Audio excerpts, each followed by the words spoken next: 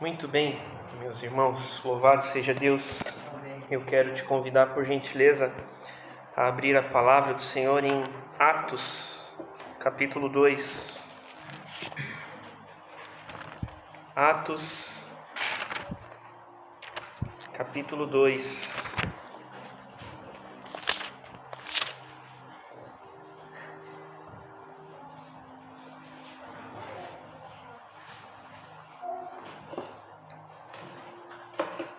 Nós vamos ler o finalzinho do capítulo, dos versículos 42 ao 47.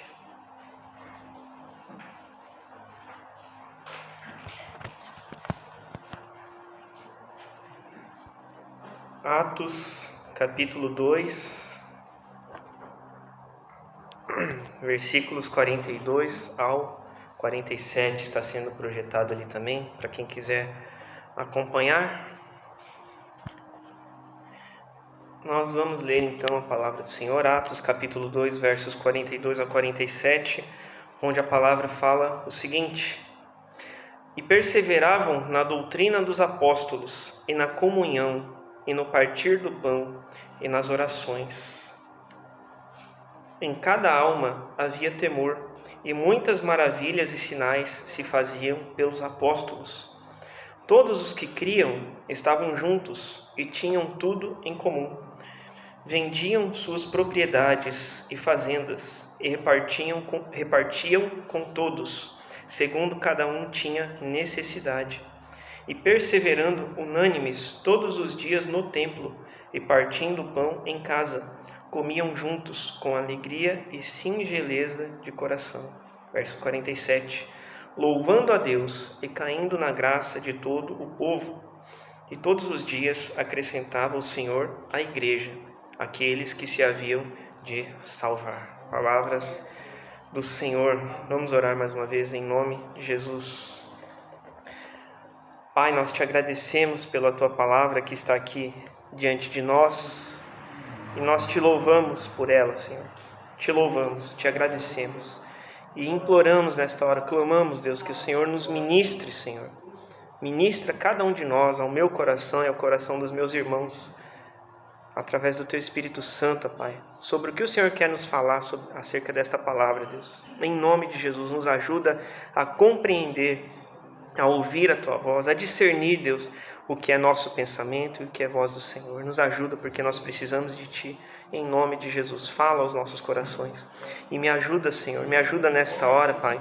Eu preciso do Senhor para compartilhar esta palavra com os irmãos. A minha dependência está completamente em Ti. Sem Ti eu não posso fazer nada. Então que o Senhor me ajude, Pai. Me ajude nesta hora, Senhor. Eu preciso de Ti, assim como cada um dos meus irmãos aqui.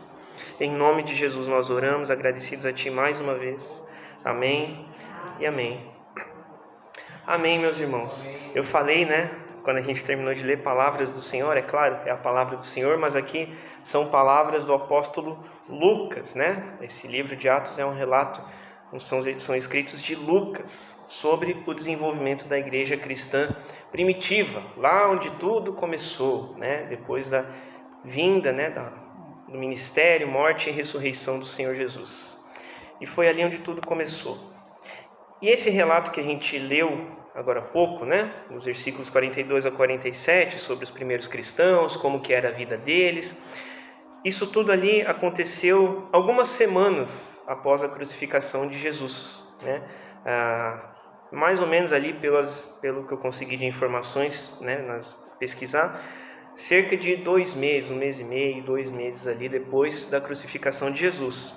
Aconteceu isso aqui que a gente leu, o início da igreja, E quando a gente lê aqui que a igreja ela compartilhava, eles comiam juntos, a gente vai se concentrar um pouquinho mais aqui, mas aqui, se a gente lê antes ali o capítulo 2, foi a ocasião da descida do Espírito Santo sobre aqueles que estavam reunidos, e em seguida ali o discurso de Pedro, tomado pelo Espírito Santo de Deus, onde se convertem ali quase 3.000 pessoas, através da pregação dele. Então, tinha acabado de acontecer isso, Foi esse contexto que a gente está falando aqui. E quando a gente lê esse texto, meus irmãos, a gente consegue perceber aqui que tem claramente, a gente vai desdobrar isso um pouquinho, claramente um processo. Eu tenho sido muito ministrado, assim, por Deus sobre isso, sobre processos, que o reino dele funciona por processos, e a nossa vida como um todo. E existe um processo aqui, por meio do qual, desse processo, a igreja primitiva funcionava. E ao longo desse relato bíblico, seja em Atos, aqui onde a gente leu, ou seja nas demais cartas de Paulo, ou então na própria história da igreja, a gente pode dizer que esse processo, ele era eficaz, ele dava certo, ele funcionava, fazia bem para a igreja. Porque nós temos as cartas de Paulo em várias igrejas, para várias igrejas, né? Carta aos Tessalonicenses, Colossenses, Filipenses, enfim, né? Tem várias cartas de Paulo ali para várias igrejas nas cidades, né? Em várias cidades. O que demonstra que essa igreja primitiva, que começou aqui onde a gente leu, ela cresceu, ela se desenvolveu, foram abertos outros campos, outras congregações. Então, isso funciona. Esse processo que a gente vai ver aqui em Atos 2, ele funciona. E outra prova de que esse processo funciona está aqui, reunida aqui neste prédio, nesta manhã. Somos nós que estamos aqui, IPI Ebenezer. Se a gente está aqui hoje, é porque a estratégia da igreja primitiva deu certo. E nós chegamos aqui pela graça de Deus e para a glória dele. E foi por isso que eu posso dizer que uma das partes mais difíceis do sermão é dar o título. Eu não sou muito, confesso que eu não sou muito criativo para isso, mas pensando nisso tudo, foi por isso que eu intitulei essa pregação de Unidade, a estratégia para o sucesso. Sucesso de ser bem sucedido, de dar certo, de algo ser efetivo, né? Unidade, a estratégia para o sucesso. Então eu quero aqui estudar um pouquinho desse processo com vocês hoje e comentar algumas coisas sobre ele para a gente poder refletir sobre esse texto. Então vamos reler ali o verso 42, se puder colocar lá para mim, por favor, para a gente ver como era esse processo no início da vivência da igreja. Vamos ler ali. E perseveravam na doutrina dos apóstolos, e na comunhão, e no partir do pão, e nas orações. Então, já de início, a gente tem o processo descrito aqui. Eles perseveravam nessas 4 áreas, e eu vou falar brevemente sobre elas, né? A gente tem ali, está projetado, né? Doutrina dos apóstolos, comunhão, partir do pão e orações. 4 etapas, né? Digamos assim. Primeiro, então, doutrina dos apóstolos. Doutrina dos apóstolos, os seguidores de Jesus, né? Aqueles que conviveram com ele, que presenciaram a atuação, as ações de Jesus, as testemunhas oculares de Jesus. Esses, então, ensinavam a crença a respeito dele, ensinavam a fé a respeito de Jesus, os seus ensinamentos, através das parábolas que ele tanto falou ali para o povo. Eles proclamavam ainda a vinda do Senhor Jesus, de fato o Messias, eles sendo judeus, o Messias já havia vindo, que era o próprio Senhor Jesus. Então a vinda, a morte e a ressurreição de Jesus Cristo, eles ensinavam isso para a igreja como processo de salvação do homem. E apesar, como eu falei, deles ainda serem judeus zelosos, aqui era o início, lá, a primeira sementinha do cristianismo que tinha sido plantada, estava começando a germinar. Mas eles eram judeus, eles eram todos judeus ali. Tanto é que a gente vai ver ali no versículo 46, nós lemos, né? Perseverando unânimes todos os dias no templo. Eles mantinham o ritual deles, de judaicos, né? De orações diárias, orações em determinados horários do dia. Eles mantinham isso. Mas eles estavam sendo ensinados acerca da nova doutrina sobre Jesus. E eles consideravam agora, então, com essa mudança, os apóstolos como mestres deles. Não mais os fariseus, estava começando a mudar isso, na verdade, né? Não mais os fariseus, os sacerdotes judeus. Os apóstolos é que estavam ensinando, tendo a função de mestres ali deles, ensinando acerca de Jesus. Então essa ruptura com o judaísmo já tinha começado ali, né? Na doutrina dos apóstolos, primeira etapa do processo. Segunda etapa é a comunhão, né? Perseveravam na doutrina dos apóstolos e na comunhão. Segunda etapa. Comunhão é, assim, de forma bem simples, né? Realizar algo em comum, né? Comungar. né? Comungar, compartilhar ali, né? E a palavra grega para comunhão, talvez seja um pouco familiar para alguns, é koinonia. Koinonia. Koinonia quer dizer compartilhar a sua vida com outros. Lá da raiz do original, era isso que ele queria dizer quando ele escreveu comunhão. Que eles perseveravam na doutrina dos apóstolos e no compartilhar da sua vida com os outros, com os irmãos, com a igreja. Era isso que eles faziam. Era a segunda etapa do processo, caminhar junto. Eles já vinham caminhando juntos, os discípulos, né, com Jesus. E daí então eles passaram a caminhar junto com outros, compartilhar a sua vida com outros.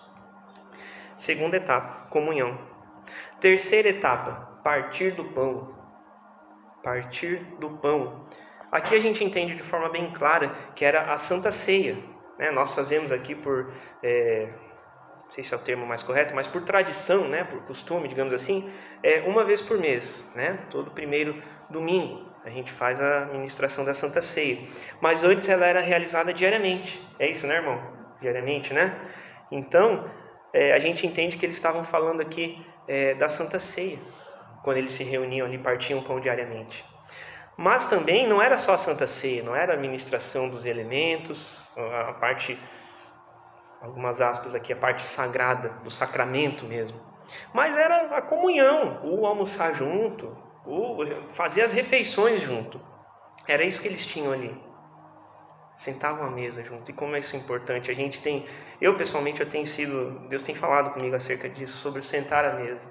É muito importante, é na mesa que nós, acho que foi no MOP que a gente, se eu não me engano, comentou sobre isso um dia, que é na mesa ali onde as coisas acontecem, onde os encontros acontecem, onde as decisões são tomadas, onde os problemas são expostos, onde muitas vezes a gente chora, como família. É ali na mesa que acontecem as reuniões. Então era isso que eles tinham ali, partir do pão.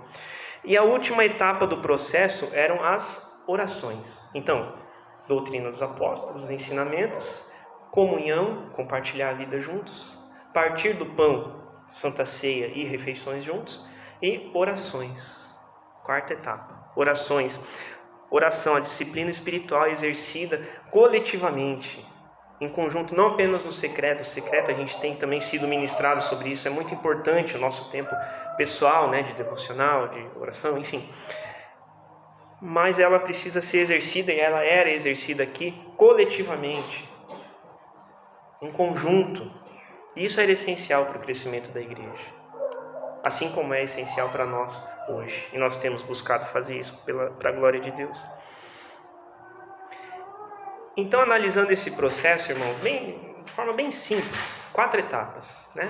Como eu falei aqui, a gente precisa sempre se lembrar de nos colocar em comparação ao que a palavra está nos dizendo, para a gente analisar como que está a nossa atitude, o que a gente precisa corrigir, mudar em relação a isso, ou manter em relação ao que a palavra nos diz. E nesse caso, como que a gente está vivendo esse processo que é descrito aqui na vida da igreja primitiva? Como que ele está sendo na nossa vida pessoal, na nossa vida familiar, na nossa vida como igreja, estava procurando um termo, mas na nossa vida de igreja mesmo. Como que isso está acontecendo na perseverança da doutrina, nos ensinamentos de Cristo? Nós temos seguido nos ensinamentos de Cristo? Nós temos compartilhado a vida uns com os outros? Comunhão? Nós temos abertura com o nosso irmão, com a nossa irmã? A gente tem se utilizado de mecanismos, de estratégias, melhor dizendo, na igreja para isso. As células são uma ferramenta para isso.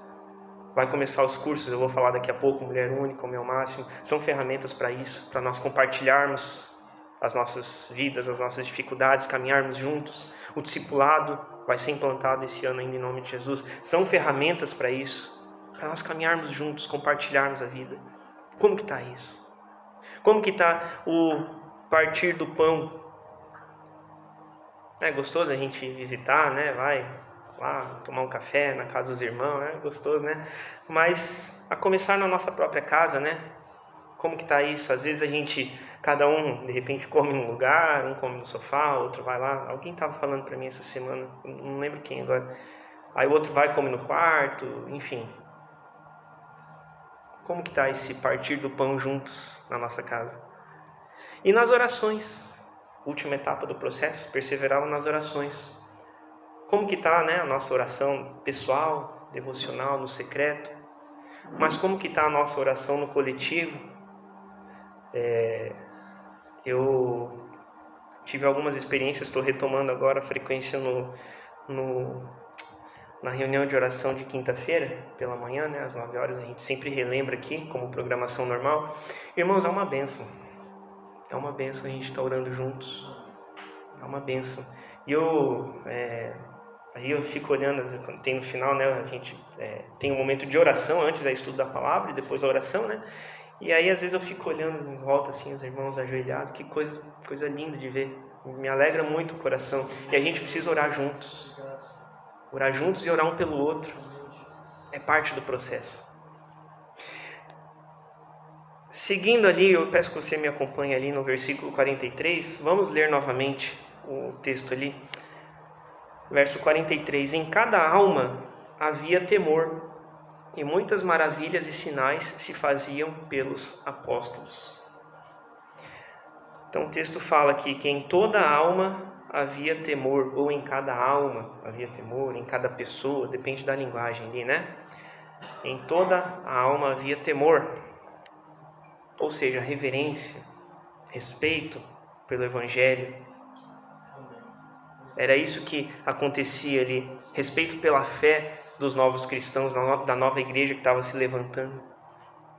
Como eu falei, eram judeus, eram todos judeus, mas a palavra fala aqui que havia temor, havia respeito, havia reverência por essa nova fé em Cristo que estava surgindo ali.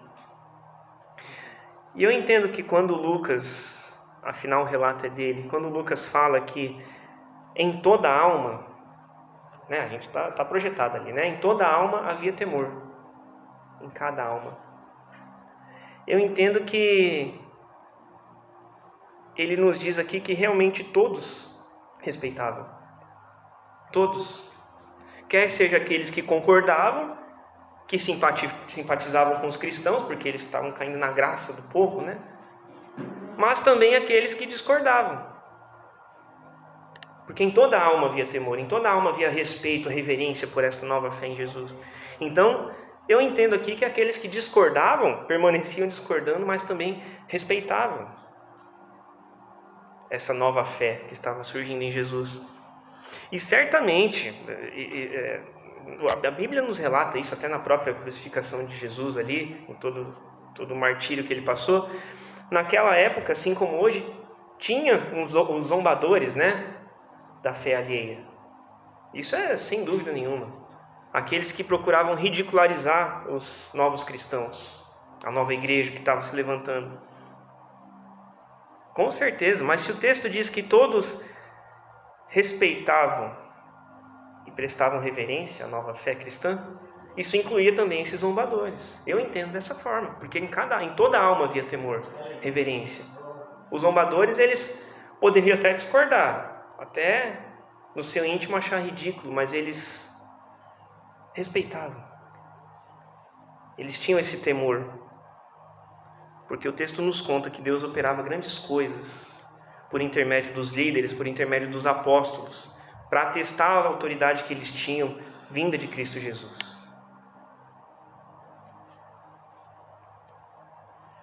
Então, assim como naquela época tinha os zombadores, hoje também tem os zombadores da fé, da nossa fé, da nossa fé. Aqueles que não respeitam a fé, aqueles que não respeitam os pastores, não respeitam os sacerdotes, seja pastor ou não, independente, né? São autoridades instituídas, então são dignas de respeito, merecem respeito.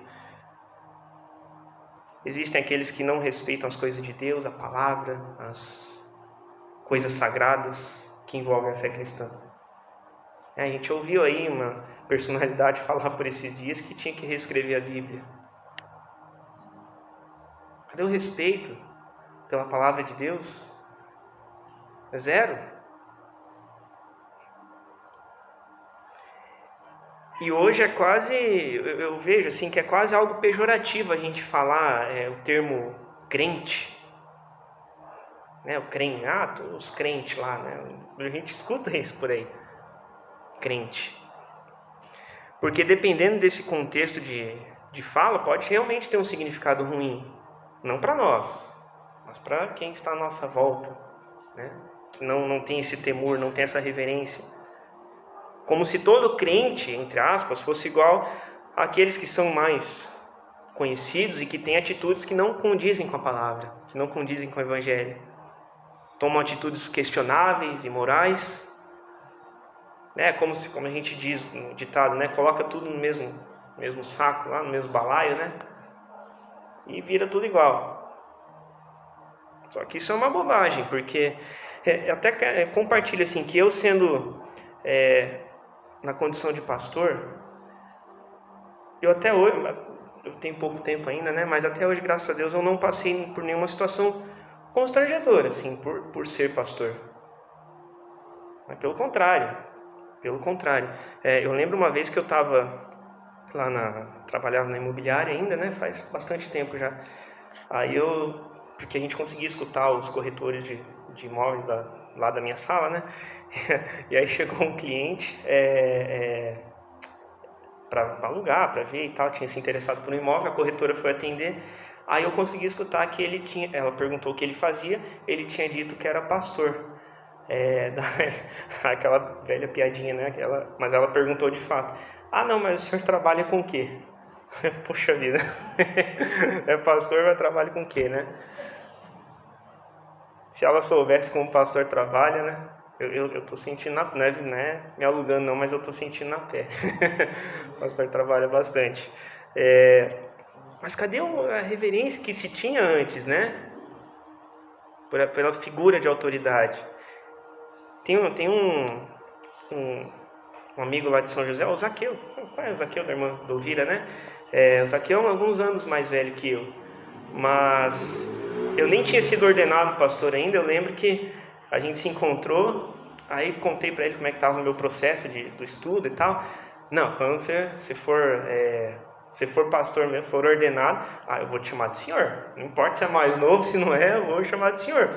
Aí eu, não, irmão, que isso, tá, a vida inteira, né, imagina. Não, senhor, pastor é senhor, não importa a idade, tem que ter respeito. Eu achei bacana isso, achei interessante, né? Porque, como eu falei, pelo contrário dessas situações, eu tenho sido, para a glória de Deus, honrado nesse sentido, porque pessoas aqui mesmo, mais velhas que eu, mais experientes, muito mais conhecimento do que eu, às vezes me chama de senhor, sendo que às vezes, né, agora já acostumei, mas também não exijo que chame dessa forma. Só que me deixa feliz, porque mostra o respeito. Não apenas pela minha pessoa, mas pela figura do pastor, que é alguém de fato instituído por Deus. Mas hoje, um pastor, assim como um professor, ele não tem mais o respeito que ele recebia tempos atrás. Estão matando o professor aí. O que está acontecendo? Cadê o temor? Cadê o respeito? Não com a pessoa, mas com as coisas de Deus. Né? Quanta diferença dessa palavra: em toda a alma havia temor. Acho que poderia mudar talvez hoje, né? Em quais almas há temor? Não sei, algo nesse sentido hoje, né? Em que alma que existe temor, respeito, reverência pelas coisas de Deus? Eu quero seguir, irmãos, para o versículo 44. E Lucas, então, aqui ele toca no ponto principal desse texto, que é o tema da unidade. Eu quero ler ali com você novamente. Todos os que criam estavam juntos e tinham tudo em comum. Todos os que criam estavam juntos e tinham tudo em comum. Nós temos uma música, né? Juntos na mesma fé, juntos no mesmo amor, na mente, coração. Juntos somos um corpo em Cristo, né? Essa é a letra. Nós temos o mesmo sangue, a mesma marca, a mesma cruz, o mesmo Jesus. Então é isso que ele está falando aqui. Todos os que criam estavam juntos. Tinham tudo em comum, a mesma marca, o mesmo sangue, a mesma cruz, o mesmo Jesus. Tinham tudo em comum. Então eu vejo que aqui tem uma consequência. Aplicando para esses irmãos aqui. Quem cria em Jesus estava junto. E tinha tudo em comum. Né? É o que o texto está nos falando ali. Aqueles que criam estavam juntos e tinham tudo em comum. Ok, é uma consequência. Era assim que funcionava. Então, se a gente for parar para pensar, não tinha como crer e não estar junto com os irmãos, com os demais irmãos. Ou então crer, né, todos criam e estavam juntos. Não tinha como crer e estar junto, mas não ter tudo em comum. Esses dois últimos são consequências do primeiro. Crer implica em estar junto e ter tudo em comum, compartilhar, comungar. É isso que ele está nos falando aqui. Que crer em Jesus fazia com que todos estivessem juntos, o corpo de Cristo. Não era o pé separado do corpo, não era o braço separado do corpo, não, era o corpo junto. Não faz sentido isso, né? Eu vou sair, vou ali na padaria, mas eu vou deixar minha mão aqui. Não faz sentido nenhum. É por isso que Jesus, na palavra, o Senhor, ele usa tão bem a figura do corpo de Cristo, que todas as partes são importantes. Porque não faz sentido deixar uma parte de lado para poder trabalhar com ela faltando, se aquela parte é importante. Não faz sentido nenhum. E isso é unidade. Isso é unidade. Conviver juntos em prol de um mesmo objetivo. Ou do mesmo propósito, apesar das diferenças de cada um.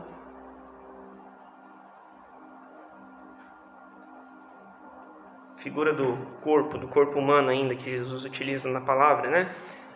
A gente, todo mundo saiu de casa aí para vir para a igreja. Quando eu saí, eu sentei no meu carro e comecei a dirigir, né? Então, o meu pé esquerdo serviu para pisar a embreagem, o meu pé direito serviu para pisar o freio acelerador, a minha mão direita para mudar a marcha, as mãos para virar o volante, né? A cabeça para olhar, né? Cada coisinha tem uma função diferente, mas tudo eu estava utilizando o meu corpo para movimentar o meu carro para chegar na igreja. Puxa, pastor, mas isso é óbvio. Sim, é óbvio. Mas eu sempre costumo dizer, será que é tão óbvio assim? Se a gente trouxer isso para o nosso contexto de família, de igreja, será que é tão óbvio assim? Será que muitas vezes cada um de nós que é um membro, né? Que é uma mão ou uma perna, um pé, não está se colocando de lado, querendo sair do corpo, se afastar, se amputar do corpo? Ou indo para uma direção diferente? Quando a gente anda, as duas pernas têm que tomar o mesmo rumo. Não tem como uma perna ir para um lado, outra para o outro. É impossível. Novamente, é óbvio, pastor. É óbvio. E é por isso que Jesus ele simplifica tanto a palavra para que a gente entenda naquilo que é mais óbvio. Versículo 45, eu peço que você leia ali comigo, por favor. Verso 45. O texto nos conta: vendiam suas propriedades e fazendas e repartiam com todos, segundo cada um tinha necessidade.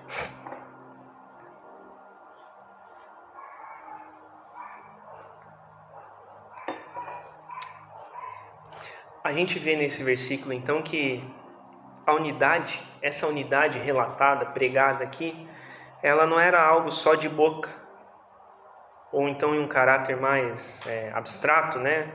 Só no conceito, só na gente saber o que é e não fazer, só no professar a fé com palavras, né?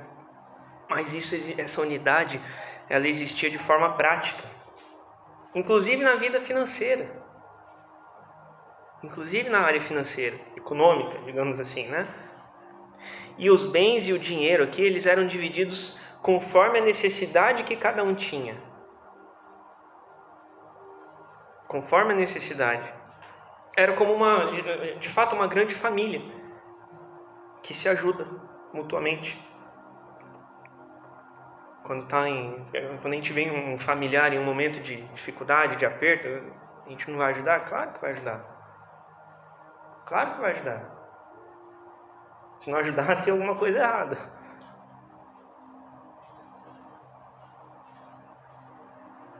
E aqui então, os crentes mais ricos, mais abastados financeiramente, eles vendiam então as suas propriedades para ajudar a suprir a necessidade daqueles mais pobres. Porque, considerando o grande número de novas conversões a Jesus Cristo, no começo eu falei que aqui Pedro tinha discursado e quase 3.000 se converteram. Então a igreja precisava se mobilizar para atender essas pessoas naquele processo. Na doutrina, ensinar a doutrina, no compartilhar do pão, nas orações, em todo aquele processo a igreja precisava atender. Então aqueles crentes mais ricos, eles se mobilizaram voluntariamente para vender suas propriedades e ajudar a atender aquele público. A igreja precisava de meios para atender essas pessoas, materialmente e espiritualmente. Mas é bom deixar, irmãos, não é ideia politizar aqui de forma alguma, mas pode deixar uma brecha aberta, né? Mas isso aqui de forma alguma se assemelha com algum tipo de ideologia, comunismo, socialismo, nada disso, porque isso aqui era expressão voluntária e não algo coagido. E não era fazer com que todo mundo tivesse a mesma coisa, mas era dar a cada um conforme a necessidade. Se um precisava de 10, dava 10. Se outro precisava de 5, dava 5. Se outro precisava de 50, dava 50. Para atender a necessidade. Isso aqui não era ideologia política de governo. Isso aqui era expressão do amor altruísta, que vem de Jesus Cristo. E que não fiquem brechas abertas porque muitas vezes há argumentações nesse sentido. Versículo 46, seguindo ali a nossa leitura, segue reforçando então a ideia de unidade. Unidade entre os novos crentes. Fala assim, versículo 46, perseverando unânimes todos os dias no templo e partindo o pão em casa, comiam juntos com alegria e singeleza de coração. Então ele usa alguns termos ali, né? Diariamente, todos os dias ali, né? Dependendo da linguagem. Unânimes todos os dias. Diariamente, todos os dias. Então os novos cristãos, eles oravam todos os dias, mantendo o costume deles, pelos mesmos motivos, pelos mesmos propósitos. Eles estavam unânimes, caminhando na mesma direção. Não tinha não tinha outro, não, era aqui, em frente, mesmo caminho, unânimes. E eles não abandonaram essa prática diária de orar, de estar juntos. Pelo contrário, eles eram presentes na comunidade, no corpo. Eles não se isolavam. Não é como aquela mãozinha que de repente quer se amputar do corpo. Não, eles estavam juntos.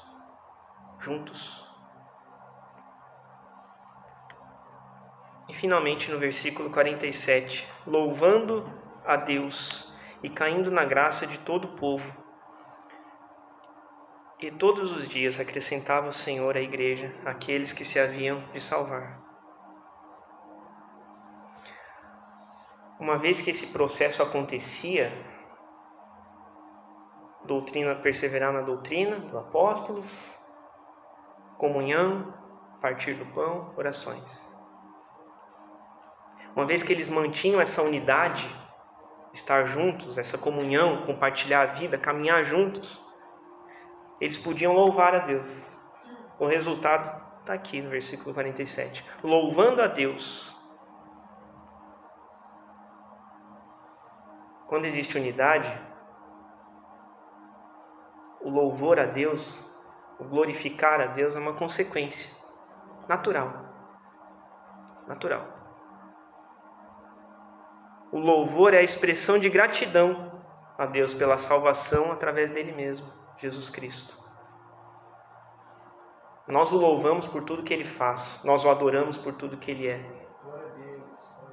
Então esses crentes aqui, eles louvavam a Deus porque o Messias havia vindo, que eles estavam esperando, porque ele era o Salvador, eles entenderam isso. Eles louvavam a Deus pela nova vida que eles tinham em Cristo Jesus, expressa aqui no início da igreja. E por consequência disso, o próprio Senhor ia aumentando o número daqueles que criam na palavra, criam no Evangelho e eram salvos. E todos os dias, irmãos, todos os dias se convertia alguém. Era isso que ele estava falando aqui. Todos os dias acrescentava o Senhor à igreja, aqueles que se haviam de salvar. Todo dia, um novo convite, pelo menos um, né? Claro que não era um. Pedro discursa aqui, quase 3.000 se convertem pela ação de Deus. Todo dia a igreja crescia, todo dia, todo dia. Por quê? Porque eles caminhavam em unidade. Na mesma direção, no mesmo propósito, na mesma fé, na mesma mente, no mesmo coração. No mesmo caminho. Jesus falou lá atrás que ele era o caminho. A igreja fazia isso, caminhava no mesmo caminho. Que era o próprio Jesus. E essa é, portanto, a estratégia do sucesso. Como eu falei que era o título, né? Unidade, a estratégia do sucesso. Essa é a estratégia. A gente caminhar junto. Para o mesmo lugar. Com o mesmo objetivo. E talvez possa parecer uma afirmação um pouco simplista, essa que eu vou fazer agora, mas eu entendo que realmente basta a gente seguir esse modelo.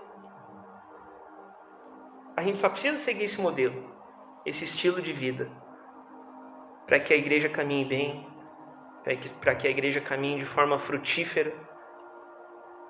Esse é o método do sucesso, né? Já fiz as devidas ressalvas, mas é isso que funciona.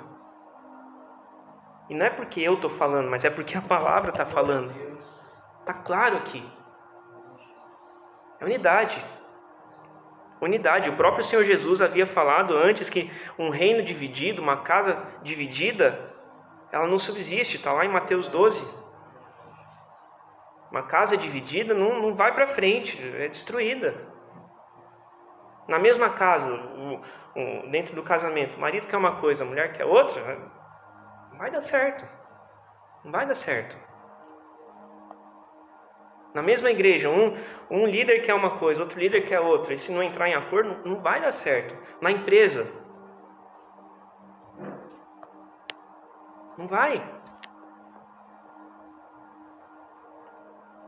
E eu entendo que esse é um princípio divino, ensinado pelo próprio Jesus, de que algo dividido não progride.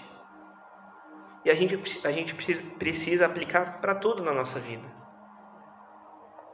Eu ia dizer inclusive, mas não é inclusive, é principalmente na igreja, na nossa casa, nas coisas mais importantes, nas coisas mais sagradas. Mas eu quero, de fato, concluir dizendo apenas que esse processo, ele não é só para os novos convertidos. Ele não é só para uma igreja que está nascendo. Aqui a igreja estava nascendo. A igreja primitiva. O cristianismo estava começando, brotando, surgindo. Mas não é apenas para os novos. Não é só para os novos.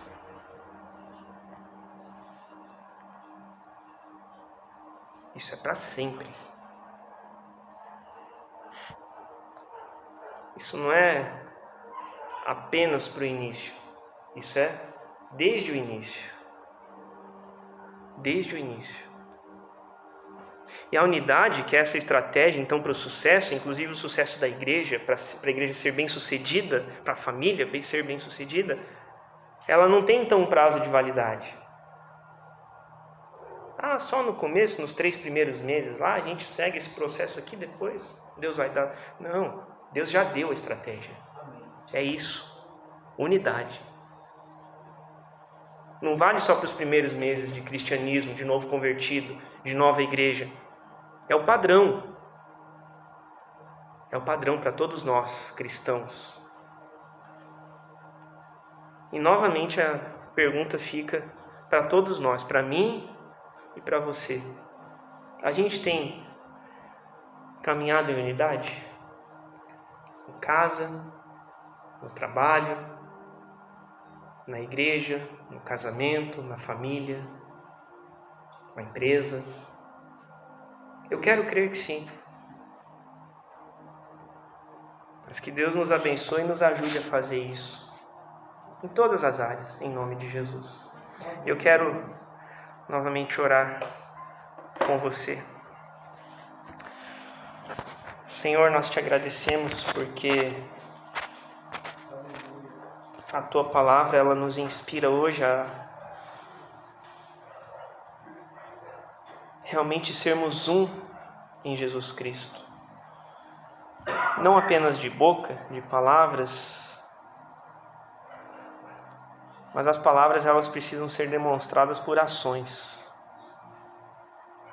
Pela minha própria vida e pela vida dos meus irmãos. Então que o Senhor nos ajude, Pai. Nos ajude a caminhar para o mesmo lugar, com o mesmo objetivo, no mesmo propósito, Senhor. Seja aqui na igreja, como liderança, como membresia. Nos ajude, Senhor, em nome de Jesus. Nos ajude a caminhar em unidade, cada um no seu matrimônio, Senhor. Que o Senhor coloque isso no coração do marido, da esposa, de caminharem em unidade, Senhor, sobre as decisões a serem tomadas, em nome de Jesus. Que o Senhor faça com que se caminhe em unidade dentro da empresa, dentro do setor, entre os colaboradores, entre as lideranças, em nome de Jesus.